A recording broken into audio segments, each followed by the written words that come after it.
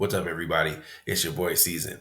So I'm back from vacation, and I was gone for about a week and a half, and of course, everybody wants to come out with announcements while I'm on vacation. So I did want to talk about some of these releases today. We've got quite a few to get through. So if you want to go to my channel and look on the community tabs, a lot of times for stuff that maybe I don't have time to record a video for, I will put like releases and stuff like that in the community tab on my channel page. So you can check that stuff out. Okay, so we're not going to waste any more time. Let's get into it. So first, Sentinel put out the product shots for Mazin Emperor G. Now, this is pretty much like an alternate version of Great Mazinkaiser Kaiser. So from Shin Mazinger Zero, the manga. Now, this guy was actually in Super Robot Wars. I want to say V, but I could be mistaken about that. Now, from what I've been told, is that Great Mazinger from the manga looked too similar to Mazen Kaiser. So they wanted to differentiate him a little bit in the game. And so now he's got a cape and all of this stuff. Now, this is not the first version of Mazin Emperor G that we've gotten in robot form, but it's been a little bit of time since we've gotten one. So Sentinel is going to be doing it again now. This one is actually supposed to be coming out in November, so we actually don't have to wait long. And of course, D4 Toys does have a pre-order bonus for that guy, and so we'll take a look at that real quick.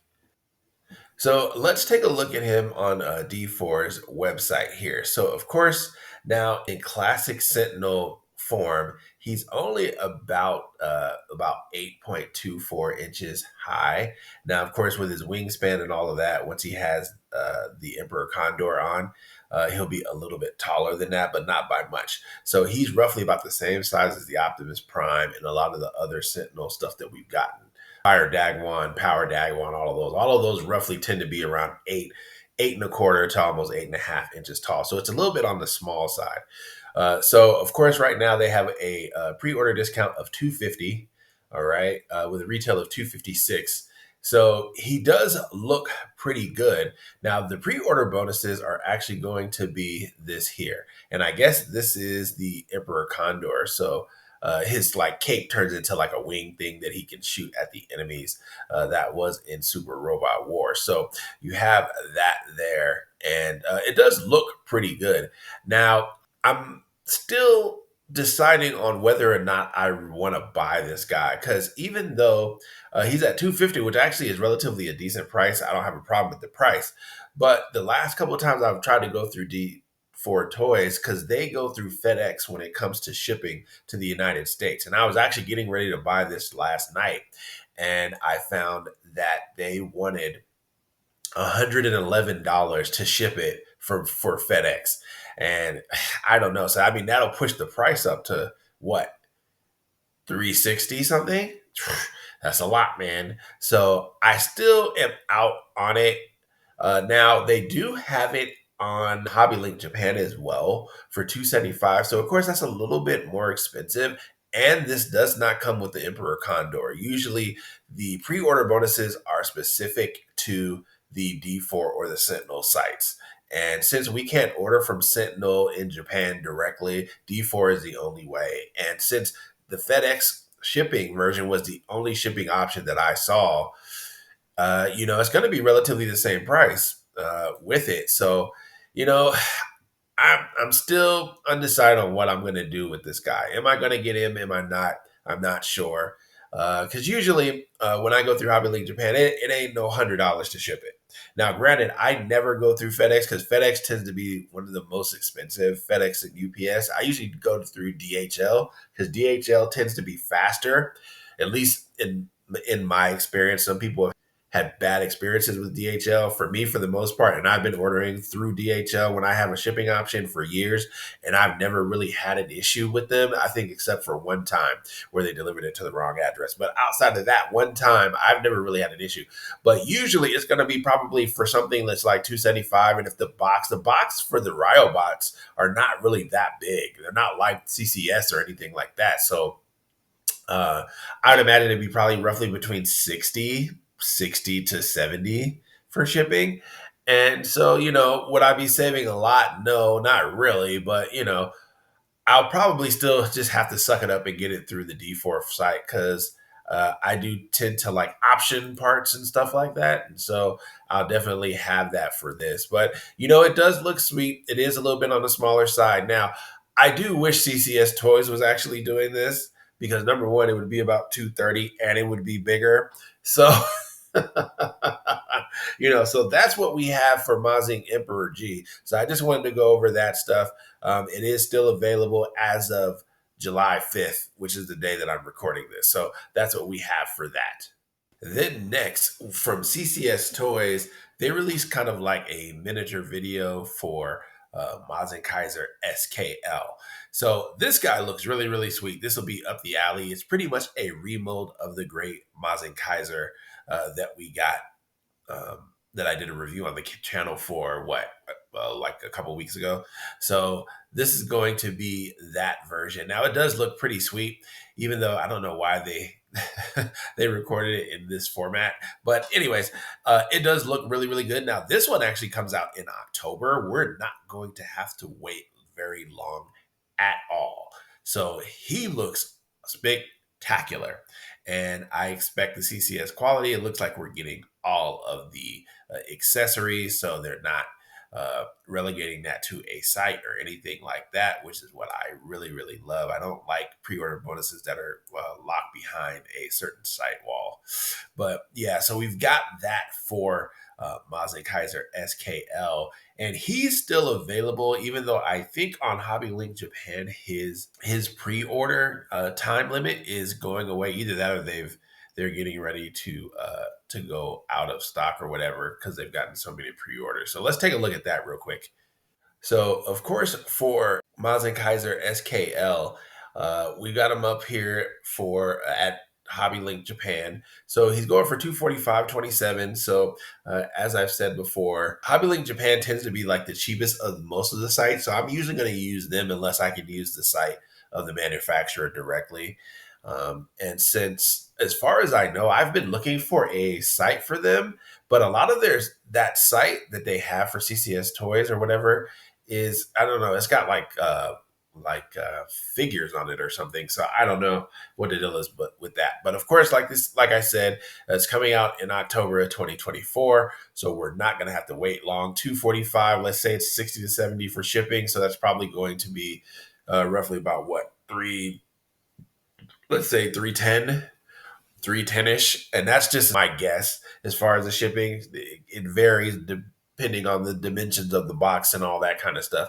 And this box does look pretty big. I actually did see the box. They actually released the box images and stuff, and it's pretty much the typical CCS ones where we've had kind of like a drawing or whatever or outline of the figure for the front box, and then but the inside box art should be pretty cool for this guy. So 245.27. Now with this guy, I already have this guy pre-ordered, but not on Hobby Link Japan. I actually tried a US site for once, and even though I have a feeling that it's going to be late because they wanted to do it. I asked them what their shipping methods were, and they said it was by boat. And that usually takes a long time to reach the US, but it's usually the cheapest for US distributors. So I understand it. And I wanted to go ahead and get this guy pre-ordered. So I wasn't going to mess around with him all that much. And then, of course, as soon as I pre-ordered it, then Hobby Link Japan put up theirs. And normally that's who I would go through and I would get it quicker. But I couldn't back out of that original pre-order that I did. So that's unfortunate. But yeah, so that's what we've got for Mazinkaiser SKL. Then next, we're going to take a look at from Takara, which is the original license holders for Brave. We're getting a King X Kaiser. And, to me, I really do like King X Kaiser. I really do like that design. However, the proportions on this guy, I don't like as much. Just because he kind of has the Bicon Fu type where like it's a robot within a robot kind of deal. And so a lot of times, especially if you're going to do that and keep it true or accurate to the show, that may restrict some of his movement. Now, what I would say is for all of those people who love the original Takara masterpiece version of King X Kaiser, this is probably an updated one for them. For me, I like mine to be a little bit more, I don't know, the proportions just need to be a little bit better, a little bit more stylized, I guess. So for me, I don't know if I'm going to get this one.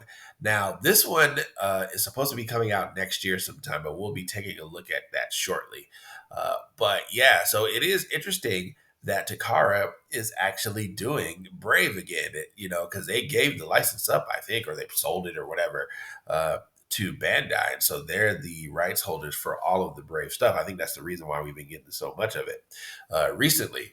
So, it's going to come with the King Loader and the mini form of X Kaiser. And, it does look solid, I must admit. It does look really good.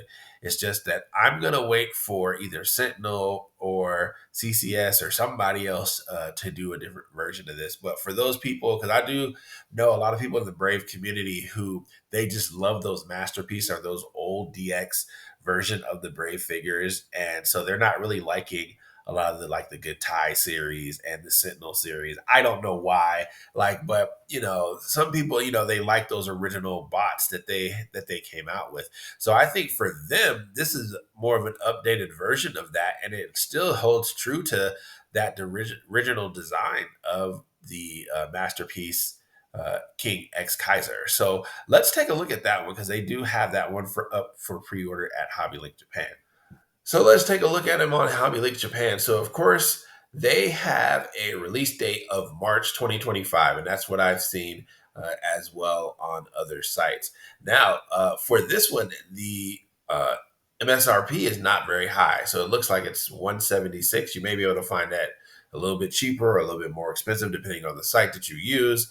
But like I said earlier, Hobby Link Japan pretty much is my go-to for most of the stuff that I buy from Japan. I think for me personally, this is going to be a pass. But if you are looking for a pre-order for this guy, try out Hobby Link Japan. Now, of course, this is not doing any ad or anything like that for Hobby Link Japan. I just tell you guys what I actually use. And I usually use Hobby Link Japan or some other site. But I usually always go to Hobby Link Japan first. So that's what we've got for X Kaiser. So next, we've gone over this in a previous announcement video, but I just wanted to let you know that the pre-order for Ganbird has come out. So it starts today, which is July 5th. And so you can get the pre-order for that. They have that on Hobby Link Japan as well, or they have it through the Goodsmile site. So let's go to the bottom here and see how much it's going to cost on the Goodsmile site before we go to Hobby Link Japan real quick. Let's go here, I think. So it looks like the pre-orders are going to be open the 5th through the 21st of August. So you got a little bit of time for this. Now, the thing about this, because I was going to pre-order the majority of this stuff, but they want with all of this coming out at once, I'm gonna have to pace it out a little bit, I think. So let's take a look here at what they have at the pre-order site. So it looks like it's 2,900 yen, and let's do a conversion on that real quick. So the conversion looks to be about $180.33. Of course, you're gonna have to pay for shipping as well. So and when I've gone through Goodsmile before, they actually ship their stuff early a lot of times. So you actually may get it before the release date, because I think the release date is in like April or May of next year, but I'll double check it when we go to Hobby Link Japan. So let's go there real quick and take a look. So it looks like at Hobby Link Japan they have it for 195. So it's pretty comparable. I do understand that a lot of these companies they have to make money too. So I get it. So they've got June of 2025. So we've still got about a year, a little less than a year now before this guy comes out. I think Fiber comes out maybe 2 or 3 months before that. So that's what you've got for them. So they do have that up on Hobby Link Japan as well. So that's what we got for Ganbird. So next, I actually wanted to take a look at some of the Metalbuild announcements in the Gundam line. So we did get a couple of announcements. I had put some of those preview shots of the original shots that they came out with before we got a chance to take a look at them at the hobby show, because the hobby show started today, I think, so or on the 5th, because I think it's already the 6th in Japan, I think, because they're like 16 hours ahead or something like that. But anyway, so it looks like, so we've got the Zeta here, and so we've got a decent shot of him. And when I'm looking at it, it kind of does look like the real grade to me. His head looks a little bigger than I'm used to seeing. But it does look good. I don't know if it's going to come with the Hyper Mega Bazooka launcher, because I did not see that in any of the pictures there. But it does look like it is going to be able to transform into Wave Rider mode. So that should be interesting to see how they do that for a Metalbuild, because I don't know if we've gotten any transformable Gundams in the Metalbuild line. I can't think of any that we've gotten. So this should be interesting. So for me, as far as I know, there has not been any kind of release date or anything like that as of yet.